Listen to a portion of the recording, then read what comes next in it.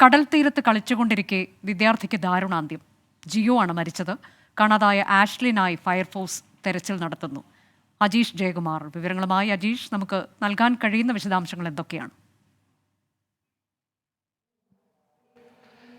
അനുജ, ഇത് ഏതാണ്ട് 5 മണിയോടെയാണ് ഈ അപകടം സംഭവിക്കുന്നത്. അഞ്ചുകങ്ങിൽ തന്നെയുള്ള കുട്ടികളാണ് ഈ അപകടത്തിൽ പെട്ടിട്ടുള്ളത്. ഇവർ ഈ സ്ഥിരം ഇവിടെ കളിക്കാൻ വരുന്ന കുട്ടികളാണ്. ഈ കളിച്ചുകൊണ്ടിരിക്കുന്നതിനിടയിൽ ഈ തിരയിൽപ്പെട്ടു പോയതെന്നാണ് ദൃക്സാക്ഷികൾ പറയുന്നത്. ഈ 2 കുട്ടികൾ, അത് ഒന്ന് 5ാം ക്ലാസ്സിൽ പഠിക്കുന്ന ആഷ്ലിനും 10ാം ക്ലാസ്സിൽ പഠിക്കുന്ന ജിയോയുമാണ്. ഇതിൽ ഒരാളുടെ മൃതദേഹം ഇപ്പോൾ നാട്ടുകാർ രക്ഷാപ്രവർത്തനം നടത്തുന്നതിനിടയിൽ കിട്ടിയിട്ടുണ്ട്. 10ാം ക്ലാസ്സിൽ പഠിക്കുന്ന ജിയോയുടെ മൃതദേഹമാണ് കിട്ടിയിട്ടുള്ളത്. മൃതദേഹം ഇപ്പോൾ വർക്കല താലൂക്ക് ആശുപത്രിയിലേക്ക് മാറ്റിയിട്ടുണ്ട്. ഒരു